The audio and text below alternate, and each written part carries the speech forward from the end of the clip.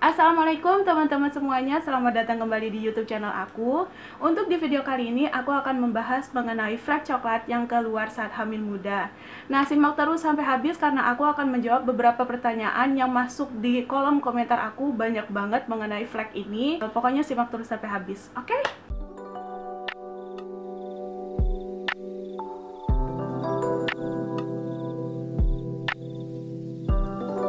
Masalah flek coklat ini memang banyak banget yang ditanyakan ke aku melalui DM, di komen, kemudian WhatsApp.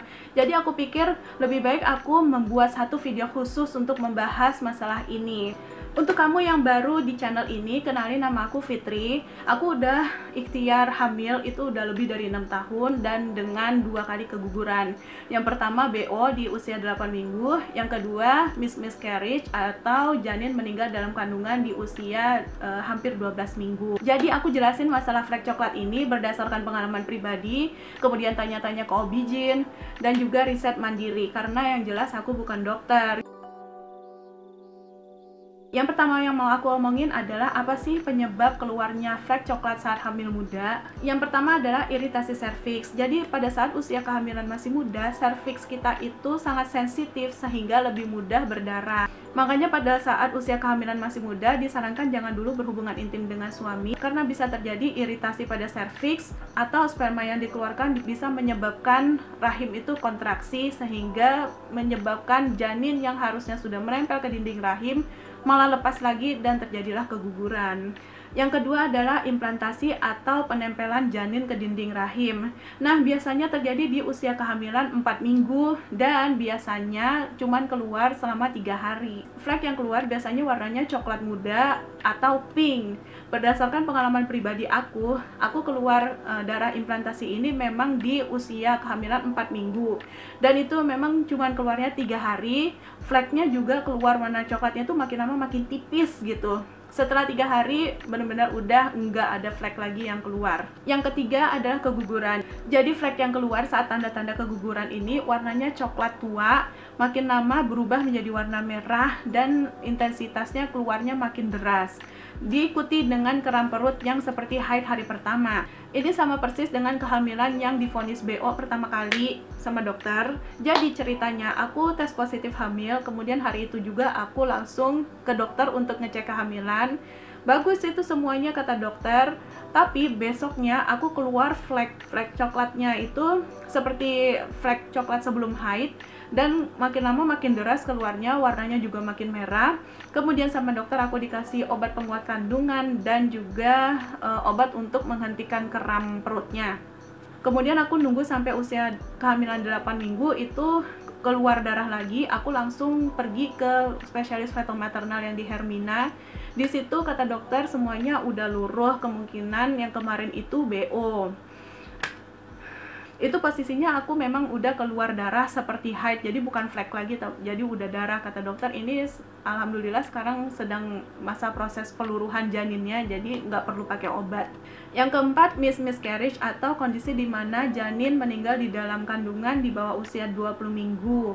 Flek coklat biasanya baru keluar setelah rahim siap untuk mengeluarkan janin dari dalam rahim. Berdasarkan pengalaman aku di kehamilan yang kedua, jadi janin aku meninggal di usia hampir 12 minggu, tapi di USG janin aku itu baru berusia 9 minggu.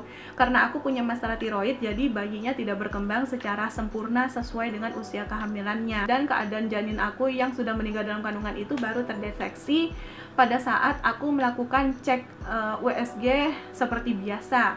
Karena benar-benar nggak ada tanda-tanda keguguran sama sekali, nggak ada keluar flek dan segala macam. Aku keluar flek cuma sekali aja yang setelah nonton film di malam sebelumnya, dan aku juga naik motor waktu itu boncengan sama suami.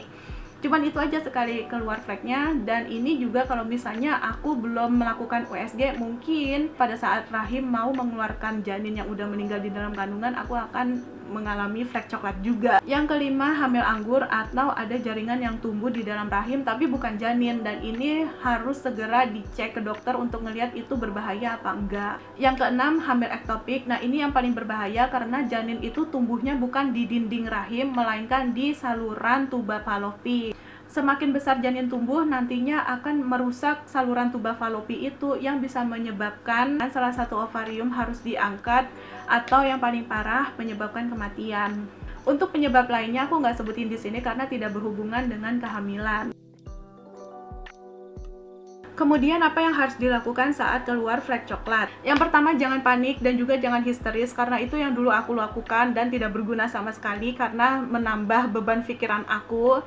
Jadi periksa dulu warnanya, kemudian intensitasnya banyak apa sedikit. Ke dokter kalau misalnya fleknya dari coklat berubah warnanya menjadi merah dan keluarnya makin deras. Biasanya sama dokter akan diperiksa dulu apakah kantung janinnya masih ada. Dan kalau misalnya kantong janinnya masih ada, akan diberikan obat penguat dan obat untuk menghentikan pendarahan dan juga kram perut.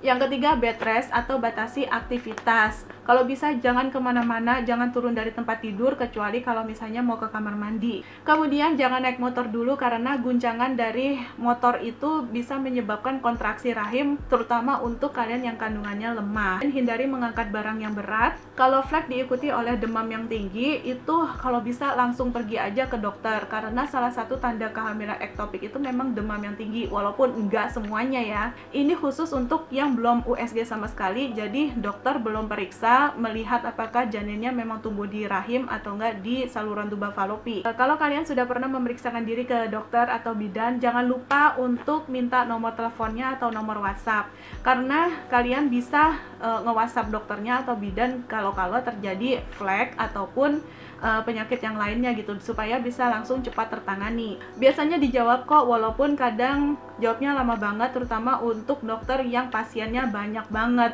Ini pengalaman pribadi.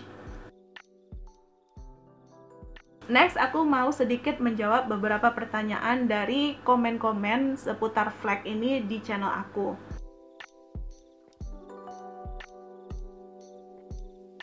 Pertama dari Mbak Wiwit Purnama, kalau keluar darah seperti mens, ada kemungkinan emang gak hamil atau pertanda keguguran. Ini sama persis dengan pengalaman hamil BO aku yang pertama.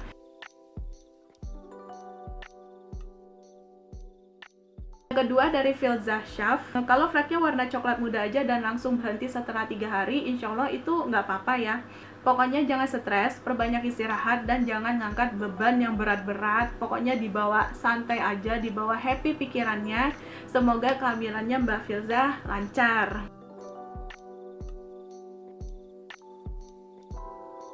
Nah ini bener banget ya, selama hamil memang mindsetnya itu harus diubah, harus lebih banyak berpositif thinking. Babynya juga walaupun belum kelihatan janinnya juga sering diajak bicara. Jangan stres, jangan depresi, jangan berpikiran macem-macem intinya.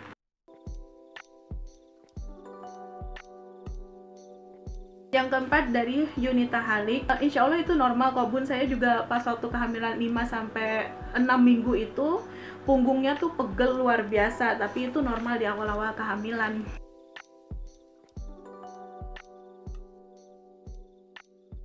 Yang kelima dari Sri Hartati, kalau khawatir sama janinnya dan keluar fleknya itu makin lama makin deras, aku saranin langsung pergi ke dokter.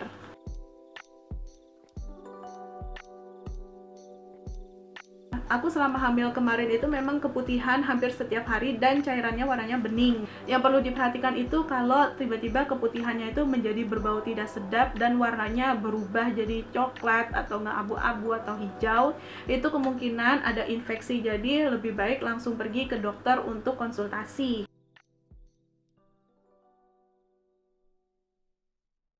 Kram-kram di awal kehamilan itu normal banget, jadi biasanya kram-kramnya itu tuh berpindah-pindah, kadang-kadang di sebelah kanan bawah perut atau enggak di sebelah kiri. Asal kramnya nggak seperti haid hari pertama dan nggak keluar flek, itu insya Allah aman.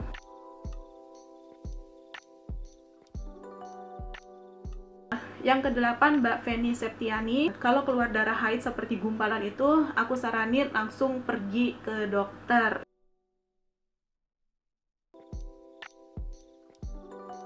Kemudian Mbak Santi Marlina, biasanya memang kalau sudah 9 minggu tidak ada kelihatan janinnya, dokter akan memvonis BO. Tapi kalau misalnya kita baca-baca di forum-forum Bumil gitu ya, kadang-kadang ada aja yang babynya baru kelihatan di usia 11 minggu kehamilan. Penyebabnya bisa jadi karena telat ovulasi, sehingga perhitungan kehamilan antara mesin USG dan waktu hamil yang sebenarnya itu berbeda. Dan bedanya itu bisa 1-2 minggu, atau bisa juga karena mesin USG yang diperiksa lewat perut tidak seakurat mesin USG yang memeriksa lewat transvi.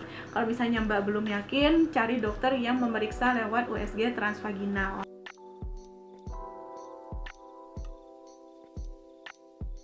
Yang ke-10, Ferry Aida. Ini juga terjadi di kehamilan pertama aku. Yang penting sudah dikasih penguat sama dokter dan kita sendiri harus bed rest total. Waktu itu aku sama dokter disuruh bed rest tuh hampir 2 minggu. Nggak deh, lebih dari 2 minggu, dan itu aku cuma tidur aja di kasur sama ke toilet. Nah, saran aku sih nggak perlu nunggu sampai 1 bulan, balik aja lagi ke dokter setelah 2 minggu. Kalau pada akhirnya harus gugur atau divonis BO sama dokter, lebih baik diikhlaskan aja, karena memang untuk masalah kehamilan ini kita nggak ada kontrol sama sekali. Apapun yang terjadi di perut itu kita pasrahkan saja kepada Allah yang Maha Kuasa, dan mulai ikhtiar promil lagi.